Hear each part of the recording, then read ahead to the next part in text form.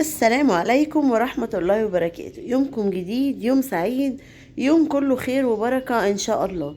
شايفين الجو ابتدى يعمل إزاي؟ خلاص ابتدى الشتاء يدخل آه بجماله، بحلاوته، بمطره، برعده، ببرقه. وهنبتدي ننزل الصيفي والشتوي، ونعمل روتين بسيط خفيف كده، ونشوف يومنا هيمشي ازاي. يلا بسم الله. نشوف بقى أستاذ محمد. شايفين التكشيرة اللي على وشه؟ مش طايقني بما اني بستخدمه في المهمات الصعبة اللي زي دي. فطبعا هو مش طايقني حاليا وبيتشنك عليا، ومش قادرة اقول لكم كمية الكوميديا اللي كانت في اليوم ده. آه يتشنك عليا واتشنك عليه، يتعصب عليا واتعصب عليه. يعني كان يوم فظيع. ابتديت دلوقتي ارص الصيفي. دي عندي دولاب الاطفال. هو كنت حاطه جورنال، شاله وحط مفرش جديد ونفض الضرفه كويس. عفوا. وابتديت ارص الصيفي، واتخانقنا بقى كتير. شيل اللي ورا حطه قدام، شيل اللي قدام حطه اللي ورا. و... والصغيرين عمالين يضحكوا علينا احنا الاتنين. شايفين تكشيرة وشه مكشر ومبوز وفاضل له سنة وهنضرب بعض خلاص يعني. بس هم مش مقتنعين، احنا الاتنين بنتخانق.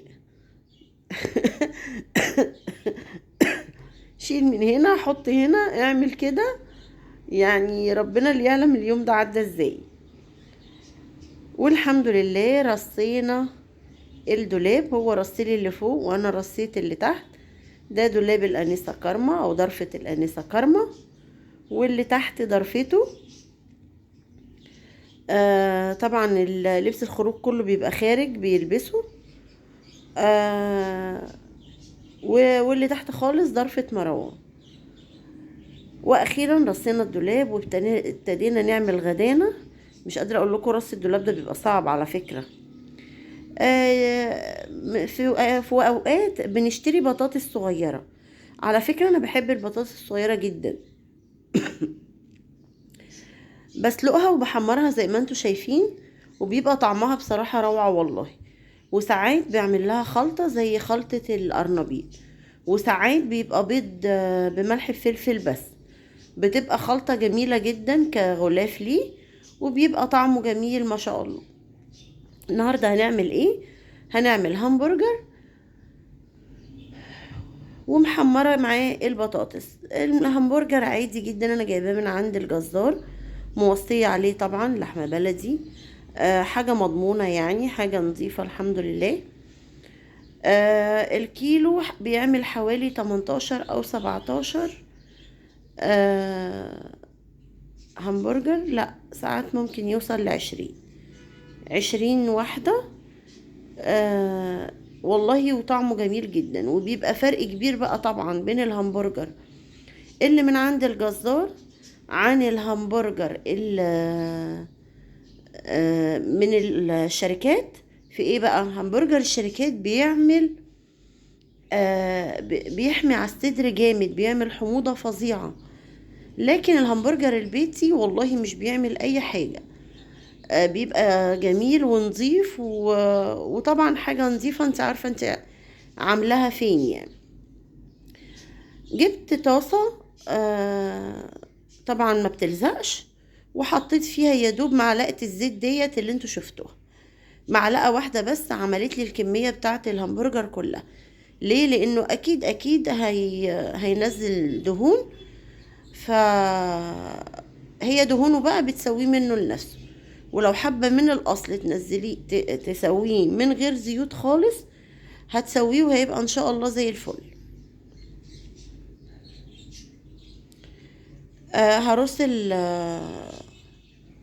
هرص دواير الهمبرجر.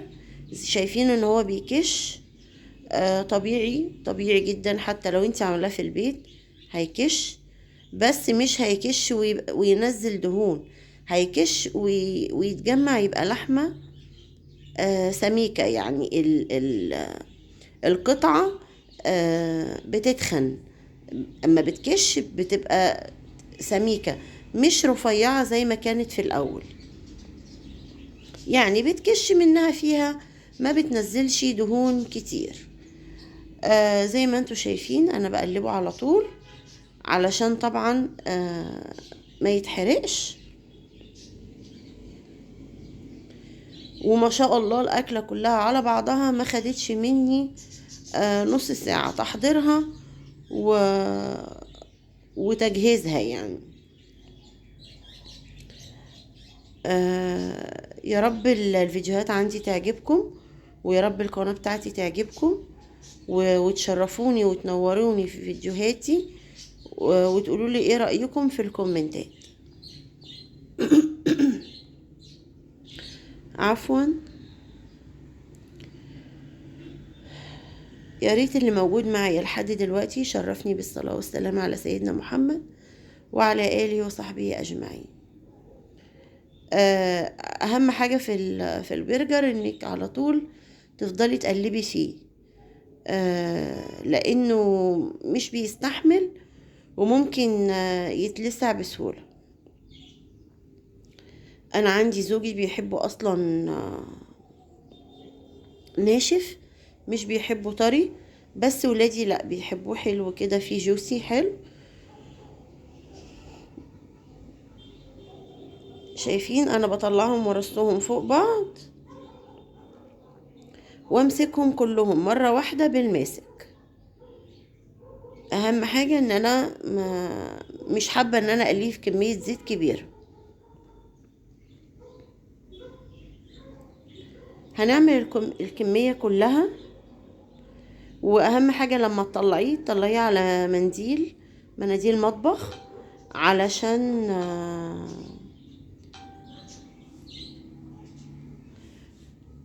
علشان اكيد هينزل دهون والسوائل اللي فيه يعني.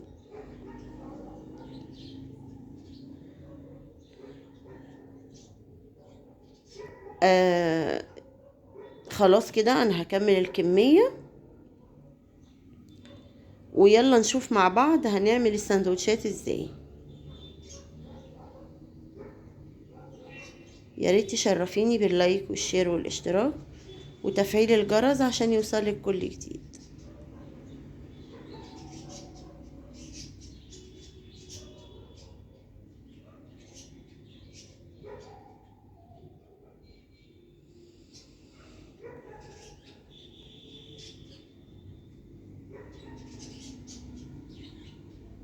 ايه رأيكم؟ بصراحة انا يعني الاكلة دي بتبقى خفيفة على قلبي جدا، ما بتاخدش مني طبعا وقت ولا مجهود. بس بصراحة بحس انها فعلا لسه مغذية، لان هي برضو مهما كان اكلة بيتي. بنجهز الكابوتشا بتاعتنا طبعا، الحشوات والاضافات اللي بنحطها على حسب المتوافر عندك في البيت. انا متوفر عندي كابوتشا وفلفل الوان وطماطم، ومعايا الخيار المخلل اللي انا عاملاه في البيت.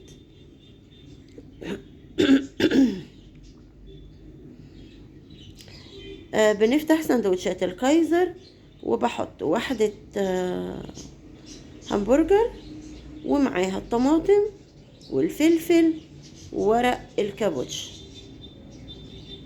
وبس كده. مش بتاخد اي وقت، وطبعا الاولاد بالنسبة لهم دي بتبقى الاكلة المفضلة يعني. لو هتعمليها كل يوم مش هيقولولك لا ابدا ابدا ابدا، دي الاكلة المفضلة بتاعتهم. طبعا قسمت السندوتشات في جزء بطاطس وجزء البرجر علشان كله يبقى واخد القيمة الغذائية كلها. لو حابة الكمية بتاعتك تبقى كلها برجر براحتك. انا عملت لهم السندوتشات كلها كده بألوانها طبعا. الألوان دي بتبقى حلوة جدا للولاد. لو متوفر طبعا الكاتشب أو المايونيز. أنا ولادي مش بيحبوا المايونيز ولا المسترد، هما بيحبوا الكاتشب بس. ف يعني طنشوا المرة دي ان انا اعملها لهم من غير كاتشب، لان ما كانش متوفر عندي. وعايزة اقول لكم الاكلة ديت تقريبا كده تقريبا معمولة الساعة 10 11 بالليل، لانه كان يوم تنظيف زي ما قلت لكم ويوم ارهاق شديد.